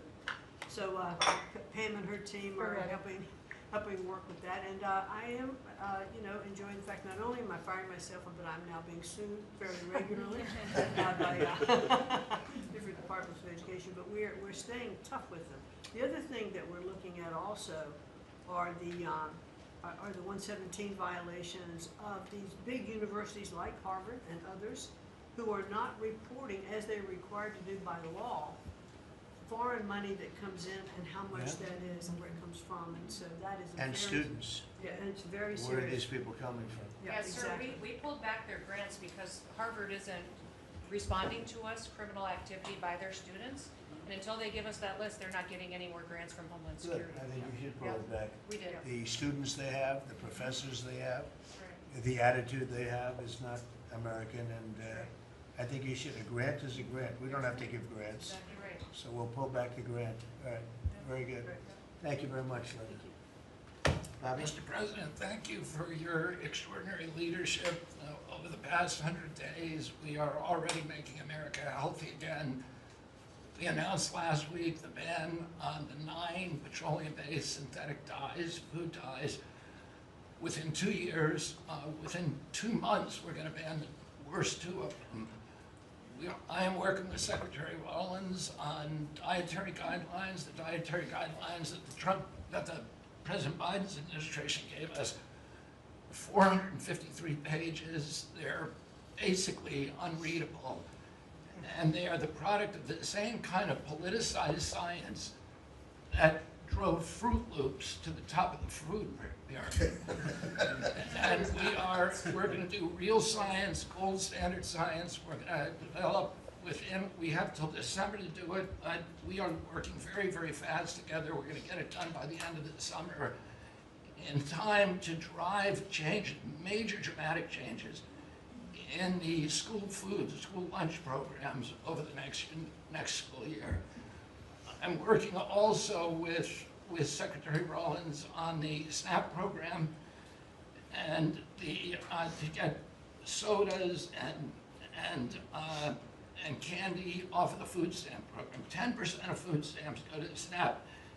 And I want to thank you for your courage. You are a business-friendly president, probably the most business-friendly in our history, but you're also willing to stand up to very, very powerful businesses, and you've shown that again and again. Secretary Rollins had the soda industry come and knock on her door very much, very loudly, and they said to her, well, the SNAP program is not supposed to be about nutrition. She pointed out to them that there is no nutrition in a soda. And they said, well, it's not supposed to be about nutrition. And she said to them, the name of the program is supplemental nutrition. It is about nutrition. And we should, you know, we have 38% of our kids are diabetic or pre-diabetic, and we are paying at both ends. We're paying for the food-like substances that make them diabetic, and then we're being bankrupt. We're spending $1 trillion a year on metabolic dysfunction. It's existential and it's not sustainable. We have, I visited Arizona, West Virginia, Utah, and Indiana in the last 2 weeks, who have all applied for SNAP waivers. We're encouraging, thanks to Brooke Rollins' leadership, all of the states to apply for those waivers. I also visited Utah, which is the first state to ban supplemental fluoride. Florida yesterday passed a bill to ban supplemental fluoride. I'm confident Governor DeSantis is going to sign that. We are working, Lee Zeldin and I are working together to change the federal fluoride regulations, to change the recommendations, and we're looking at the science now. I want to point out that in August, the National Toxicity Program, which was an arm of the NIH, did a meta-review of all the science on fluoride and found that there's a direct inverse correlation between fluoride exposure and low IQ in children. So the more you get, the stupider you are. And we need smart kids in this country, and we need healthy kids, and thank you for your leadership. We're going to get there. We're reviewing the GRAS standards now we're revamping them to get 10,000 ingredients that are in our foods. The Europeans only have 400 ingredients, we have 10,000. There are chemicals we know nothing about, and we are going to stop that process, and then we're going to go back and look at these chemicals and make the companies either get rid of them or we're going to label them. We've launched Operation Stork Speed, and we're going full speed ahead to make sure that we have good, high-quality milk for children. We have launched the autism study at your direction. By September, we'll have some of the first answers. Within 6 months of that, we will have definitive answers, not only for autism, but for the etiology of a whole range of autoimmune diseases that have become epidemic in our children. We have ended HHS as the role as the vector, the principal vector in this country for child trafficking. And during the Biden administration, HHS became a collaborator in child trafficking and for sex and for slavery. And we have ended that, and we're very aggressively going out and trying to find these children, the 300,000 children that were lost by the Biden administration. And we have ended funding for gender mutilation surgeries and other kind of gender dysphoria practices, and thanks to Elon, we have saved $67 billion at our agency without compromising any of our critical programs. Mr. President, I want to thank you for your vision, for your leadership, for giving me the 100 busiest days of my life, and most exciting and most rewarding. And there's, over the next 100 days, we're going to do much, much more. That's good. Thank you very much, Barry. Very good, very important. Thank you. Doug, please. Well, President Trump, on your first day in office, you wisely declared a national energy emergency. And this was essential because it was the signal that we're going to go 180 degrees from the disastrous and dangerous Biden policies that were based on a climate ideology that was the root cause of the inflation in this country. It was the root cause of wars abroad. It was the root cause of our manufacturing disappearing from our country. We can't have energy security. Without energy security, we can't have national security, and you understood that. But now with everything that's flowed from that, dozens of other EOs that you've done, America is back in the energy business. As Chris said, there's been a signal that's sent around the world. Capital is flowing, coming back in. The smart money is coming to this country. And now you've given us a chance to win the AI arms race against China. We know we're up against a formidable competitor. China opened up 94 gigawatts of coal in the last year. That's more than all of California and all of New York combined in the last year. We've had presidents in the past, the Biden administration, that were running away, again, under this climate ideology. You've embraced baseload power in this country. I'll never forget standing in the East Room with you, surrounded by the coal miners around this country, where you said, hey, big, beautiful coal. As we work to try to identify the balance sheet of America, our earliest estimate is that the coal resources in America, just on public lands, could be worth $8 trillion with a T.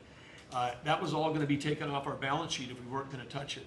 But now we're back in the business. I was 1,800 feet underground in a coal mine in Alabama a couple weeks ago.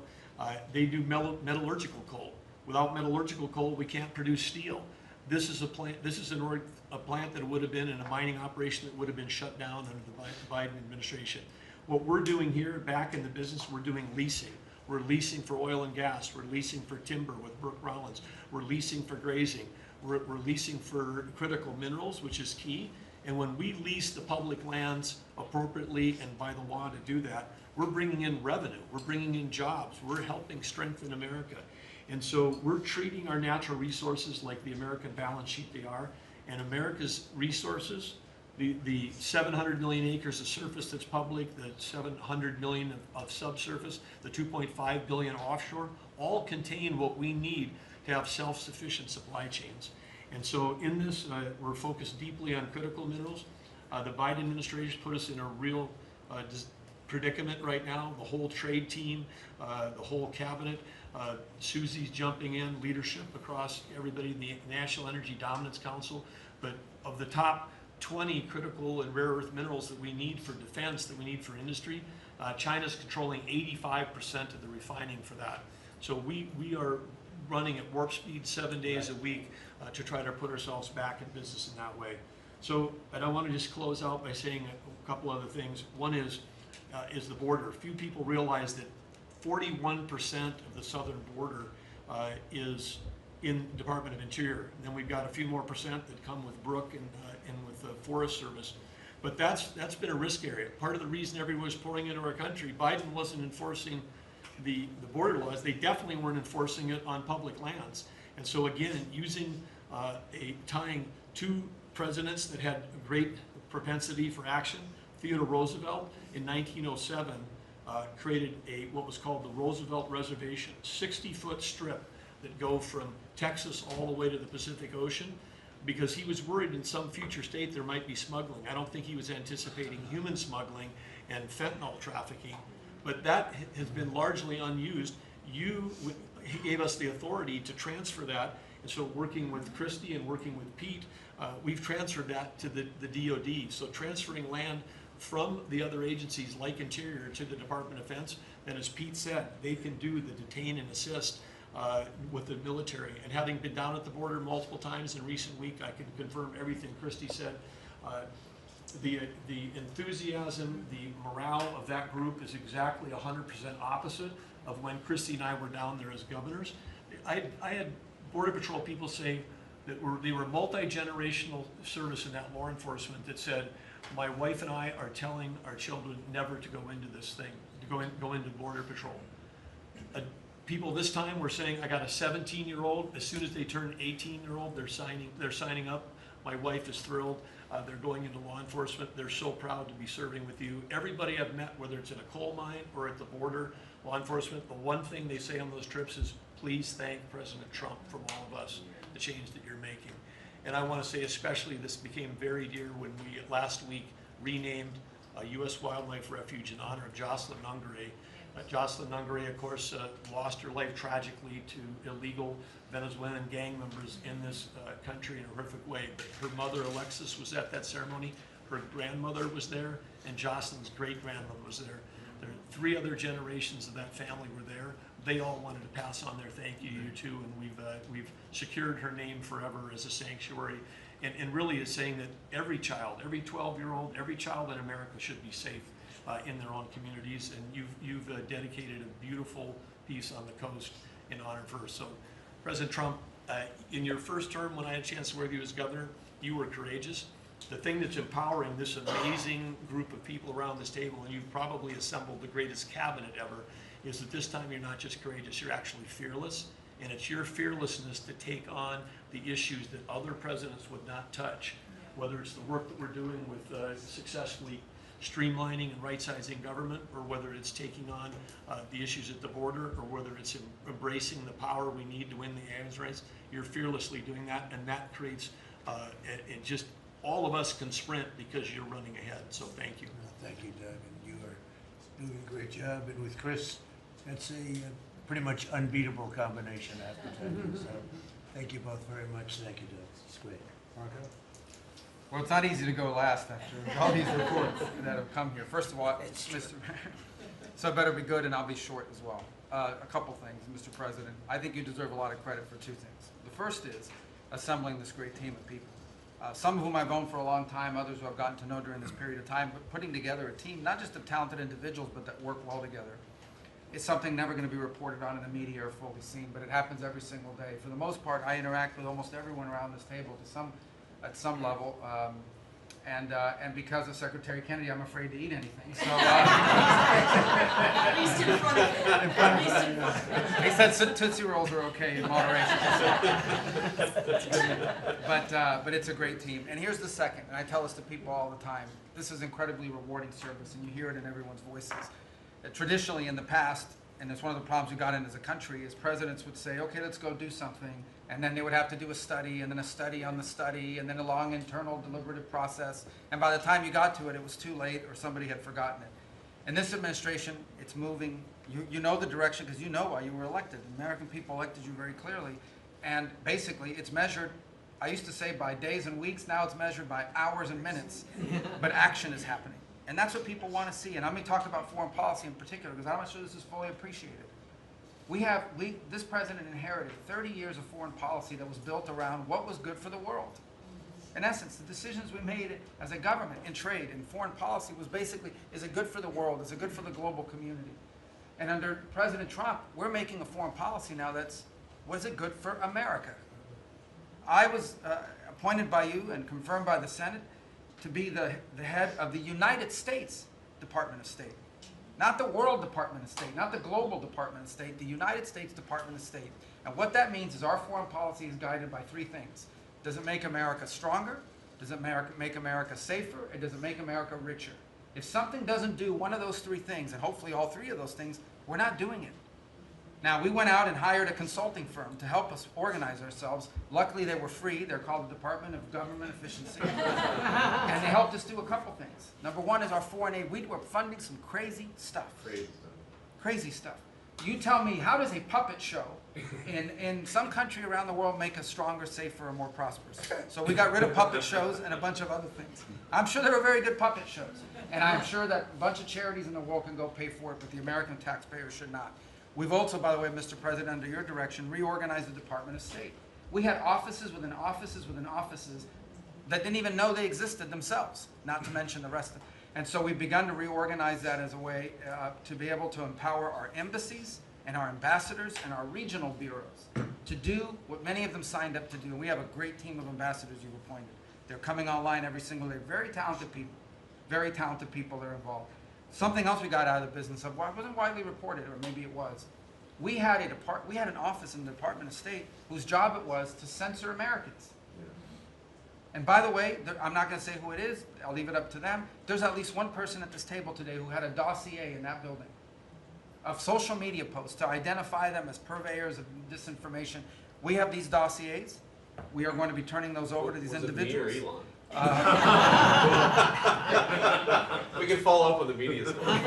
Well, we are going to turn over these dossiers to the individuals, and they'll decide whether they want to disclose it or not. But just think about the Department of State of the United States had set up an office to monitor the social media posts and commentary of American citizens to identify them as vectors of disinformation. When we know that the best way to combat disinformation is freedom of speech and transparency. And so that's what we're going to be in the business of doing. We're not going to have an office that does that. Beyond that, Mr. President, and this I'll move quickly because this has been a team effort, we have gone to countries all over the world and said, hey, you want good relations with the United States, you need to take back your people that are here illegally. And we've had historic cooperation. Beyond that, and I say this unapologetically, we are actively searching for other countries to take people from third countries. So we are actively, not just El Salvador, we are working with other countries to say, we want to send you some of the most despicable human beings to your countries. Will you do that as a favor to us? And the further away from America, the better, so they can't come back across the border. I'm not apologetic about it. We are doing that. The president was elected to keep America safe and to get rid of a bunch of perverts and pedophiles and child rapists out of our country. Here's something else we've done. We stopped giving student visas to people who are coming here to burn down our universities and take over libraries and harass people. Why are we giving student visas to people who are coming here to create disruption? And we've taken away the student visas of people that are coming here to do that. It's simple. If you're coming to America to start riots, we're not going to give you, we're going to take away your student visa. And by the way, every country in the world that I've traveled, 14 countries in 14 weeks, you know what they all say to me? Yes, that's what we would do too. So the only people who seem to disagree with us are a handful of federal judges and a bunch of crazy people who get paid to write and report. So anyway, we're getting rid of that. The last, but now here's some good news. You know, we're going to have the World Cup, the FIFA World Cup, the FIFA Club Cup, and then we're going to have the Olympics. So we have to have a Consular Affairs Bureau. We have very good, talented people there, but we are going to infuse technology, again, working with our consultants, to be able to, millions of people are coming into this country for this. And, but we've done it to improve customer service. For some of us who served in Congress recognize that about a year and a half ago, we had a meltdown under Biden. You couldn't get a passport. You have people calling, I have a cruise on Friday, my passport expires.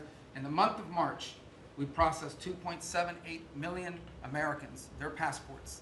That is the historic, never in any, it's the largest single month processing of passports ever, and we think it's a good way to build the momentum to be able to do the visas. Two last points I want to make. We have a great team that you've built. I want to especially acknowledge Steve Woodcock. This is a person that doesn't have to be doing what he's doing. He has a very good life in Miami, my hometown as well. He has worked incredibly hard, has done it without any agenda, and we need to acknowledge him. I want to acknowledge Mr. Boulos as well, who did something really great last week. They told us this war between the Democratic Republic of Congo and Rwanda is an intractable. It can never happen. It will never happen. I sent Mr. Boulos, your envoy. A week later, I look on my schedule, the signing of a declaration of peace between the Democratic Republic of Congo and Rwanda. We signed it at the State Department last week. We hope it will lead now to a lasting, permanent peace that we hope to invite them back to Washington to sign. So two great, and we have a lot of good people working on our teams as well, but these are two great people. Mike Waltz alluded to this earlier, and this is the last point. In the first 100 days of the 47th presidency, 47 wrongfully detained Americans have been returned to the United States, thanks to your leadership and the diplomacy that was exercised to make that happen. 47 for the 47th president in the first 100 days, and that's all credit to you, Mr. President. Thank you for the honor to be able to serve alongside you, for you, and alongside all these excellent people. Thank you very much, Marco. Really great job. So, you know, I've been involved in a lot of groups of people over the years, good groups, bad groups, all types of groups, but I have been involved in some incredible groups, but I've never been more proud and impressed, frankly. Impressed is maybe even more important, but I've never been more proud or impressed than I am with this group. This is an amazing group of people, and I hope some of those television cameras were blazing and it was on so people could watch this because, frankly, you know, no matter who you are, no matter where you come from, this is an impressive group of people. I sat around being somewhat competitive. I said, well, let's see, who did the best job, who did the worst job? And I determined that everybody is like the same and there was no worst job. Everybody was outstanding. Everybody did a job. You couldn't pick a winner. The only thing you can say is nobody did a bad job or even a fair job. You're outstanding. And so I want to just congratulate you all. This is really something. And, you know, we have a job to do. We've done a lot of work in this 100 days. We've established things that are going to start taking place in the next 100 days. I want to see what it's going to be like. I think we're going to have to do this in 100 days, Susie, and we're going to see some very big results from the things that we've done. But I just want to thank everybody. This is really very impressive, and I hope the people at home got to see some of it. Nobody's ever done public cabinet meetings. They were quiet for a reason, because they weren't impressive. and especially in the last administration, they were not impressed. But I just want to say that we're very proud of you, and I am in particular. Thank you all very much. Great job, and I think we're going to have some tremendous success for our country. And I don't know, it doesn't seem like a time to be asking questions. That was so impressive that to be taking questions. Why did you do this? Why did you do that? Yeah, it just doesn't seem to be appropriate. I guess we probably have to take a couple because that was the purpose. But if you'd like to ask some, I think they should be very respectful questions at this point. This was an amazing meeting. And so if you'd like to ask a couple, if you'd like to pinpoint them to some of the secretaries, et cetera, Yes. would be fine. Yes. Secretary Rubio, can I ask you a question? You brought up El Salvador in your remarks. Have you been in touch with El Salvador about returning Abrego Garcia? Has a formal request from this administration been made? Well, I would never tell you that. And you know who else I'll never tell? A judge. Because the conduct of our foreign policy belongs to the President of the United States and the executive branch, not some judge. So we will conduct foreign policy appropriately if we need to. But I'll never discuss it. And no one will ever make us discuss it because that's how foreign policy works. Mr. President, yesterday you told ABC News, Mr. President, you told ABC News yesterday that you could get Abrego Garcia back if you wanted to. Do you think President Bukele would turn you down if you made that request? I really don't know. I know that he's been a great friend of our country. He's gotten a lot less money than this would take from us if we were going to build these jails and do what he's doing. And they run a very professional operation. I don't know. I haven't spoken to him. I really leave that to the lawyers, and I take my advice from Pam and everybody that is very much involved. They know the laws, and we follow the laws exactly. Mr. President. Yeah, During the please. transition, sir, you frequently took credit for the stock market highs. You said it was a reflection of how well you were doing in the polls, and then after you were elected, you said the stock market highs were a reflection of how well the transition's going and the American people's confidence in your incoming administration. Now, the stock market's not doing so well, and you're saying that's the Biden stock market, yet you are the president. Can you explain that? Yeah, I'm not taking credit or discredit for the stock market. I'm just saying that we inherited a mess, both at the borders.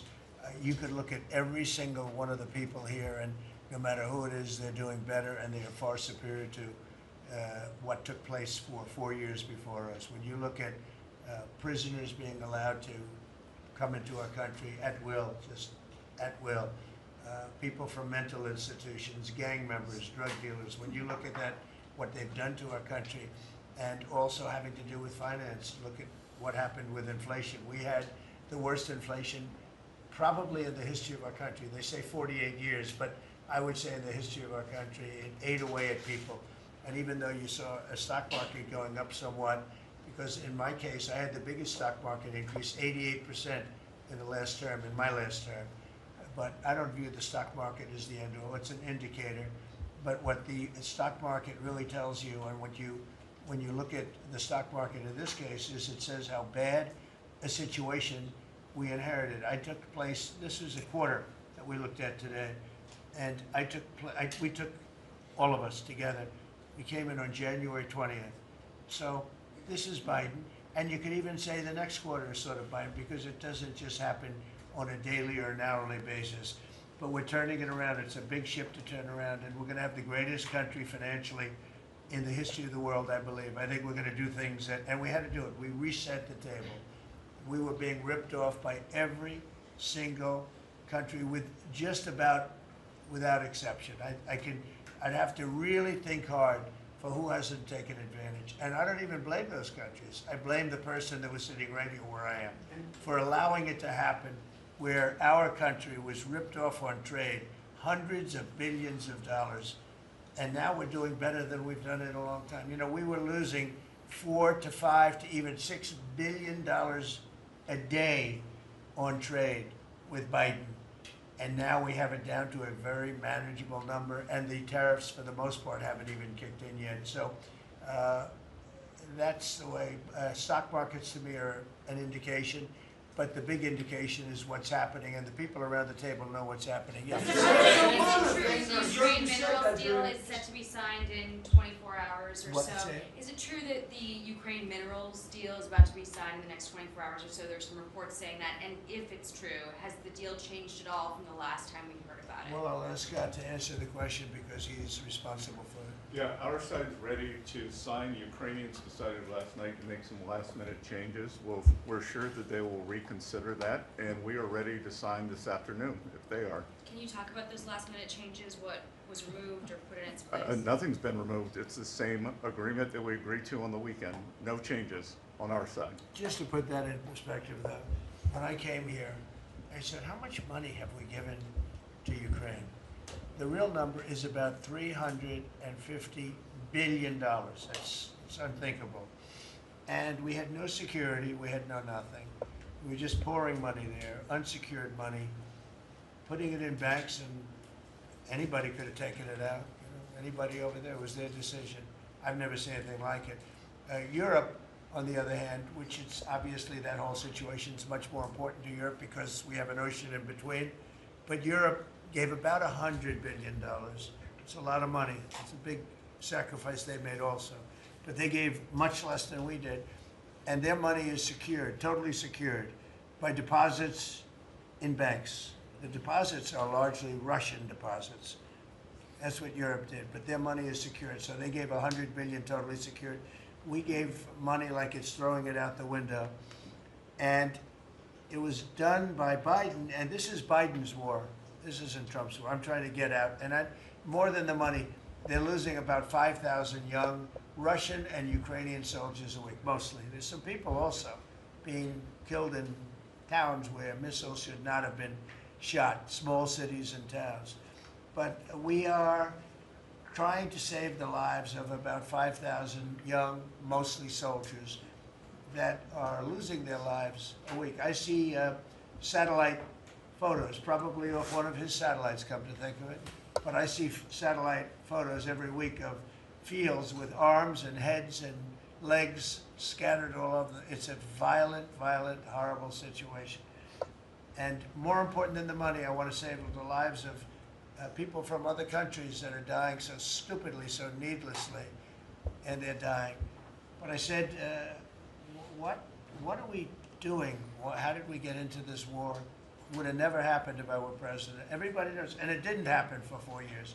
Wasn't even thought of. I discussed it with President Putin a lot. Ukraine, it was the apple of his eye, but there was no way he was going to do anything. Zero chance.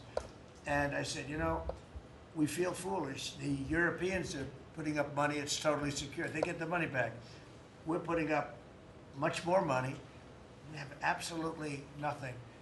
And I didn't want to make a complicated deal. I didn't want to make a deal that couldn't be made because Ukraine doesn't have very much money. They're going through a very bad period of time. It's been brutal.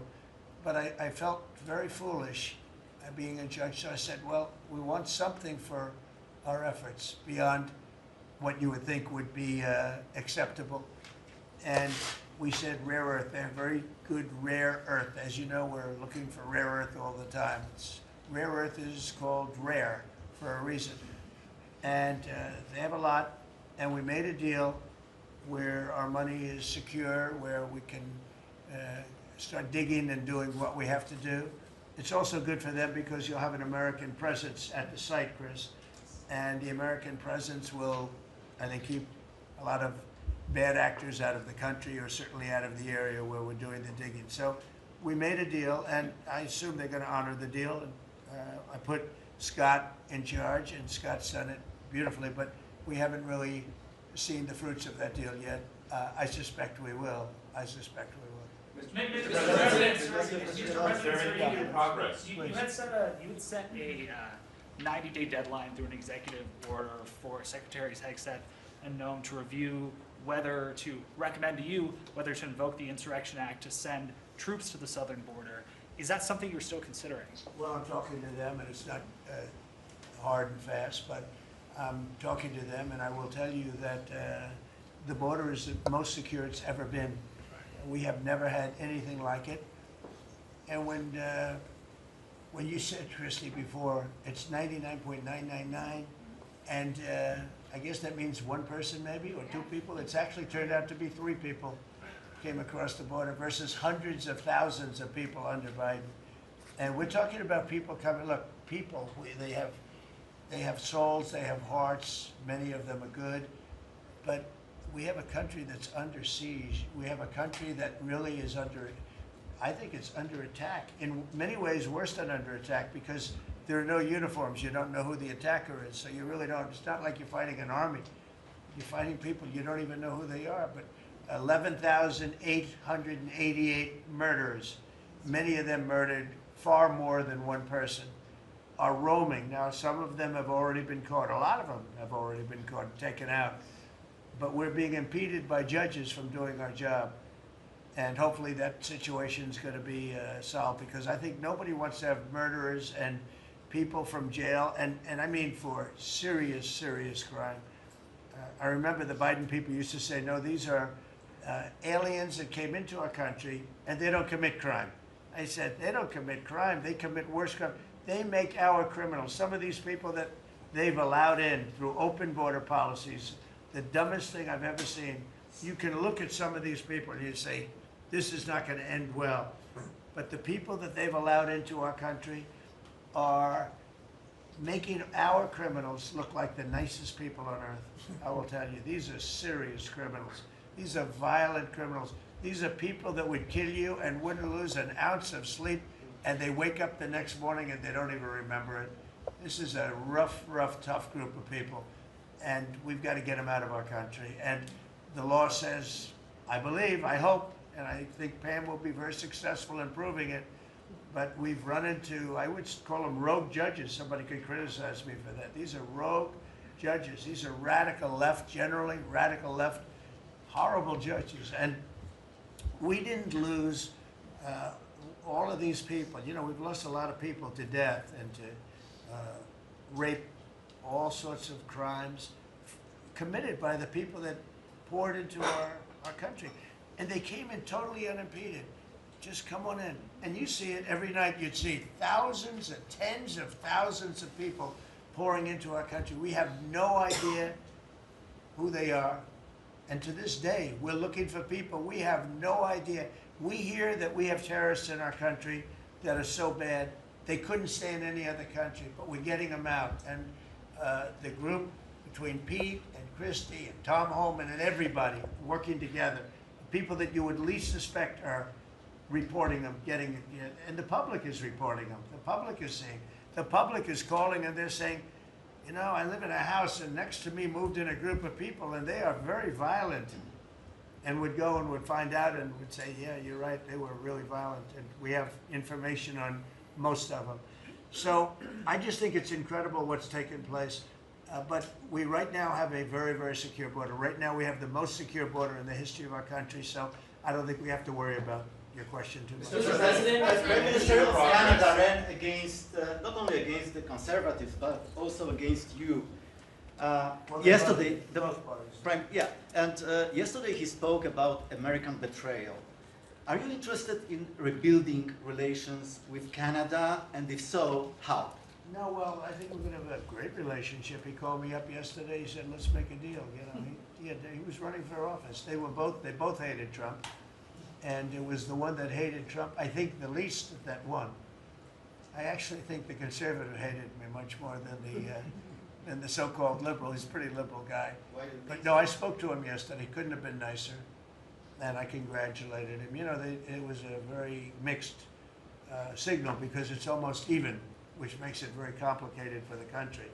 It's a pretty tight race, but he's a very nice gentleman, and he's going to come to the White House very shortly, within the next week or less. Mr. President, when will you speak to President Xi of China? That'll happen. I mean, look, right now, and I told you before, they're having tremendous difficulty because their factories are not doing business. They made $1 trillion with Biden, $1 trillion, even $1.1 trillion with Biden selling us stuff. Much of it we don't need. You know, somebody said, oh, the shelves are going to be open. Well, maybe the children will have $2 instead of $30, you know. and maybe the $2 will cost a couple of bucks more than they would normally. But we're not talking about something that we have to go out of our way. They have ships that are loaded up with stuff, much of which, not all of it, but much of which we don't need. And we have to make a fair deal. We've been ripped off by every country in the world, but China, I would say, is the leading one, the leading candidate for the chief ripper offer. There has never been a country that's been ripped off more than the United States of America under some of the dumbest leadership. And it usually starts with the president. And you can go back, and I'm not just talking about Biden. It's been the worst. I mean, the trade deficits and everything else, he's been the worst. But he had no idea what he was doing. And I think somebody ought to look at the auto pen to find out who was really running this country, because it wasn't Biden. Because nobody could agree to what he agreed to. I mean, he put our country at risk, at tremendous risk, and fiscal risk, financial risk. So I think we have it very much. I really believe that the next 100 days is going to be even better than this. Look, I read an editorial yesterday from a group that normally wouldn't write a good, that this is the most consequential presidency in history, in the history of our country. This is not a particular group that would write that kind of an editorial, but they see what we're doing and what we had to do. And I believe if this group, not just me, if this group wasn't here, I think our country was going to be in, if it was lucky, just serious trouble, but a lot worse than that. I think our country could have been a total disaster. Bad things were happening with our country, and we've stemmed the tide, we've turned it around, but we're going to really turn it around over the next 3 years, 3.5 years, we're going to turn it around, and then hopefully it'll be in such great shape. That's my goal, to put it in such great condition that it can't be destroyed. Do you believe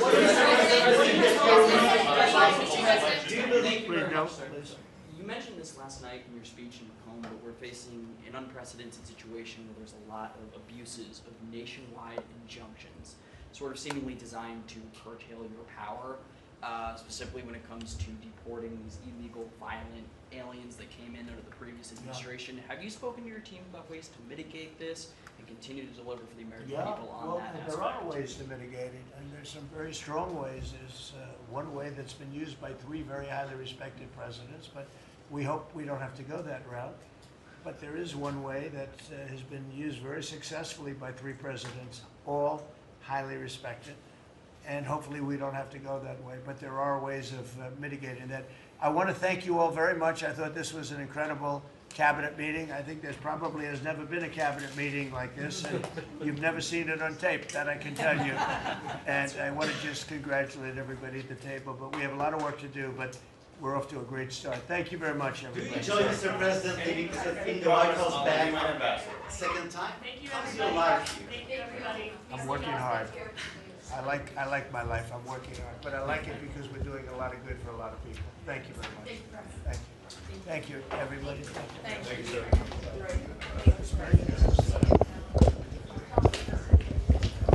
This is, sir.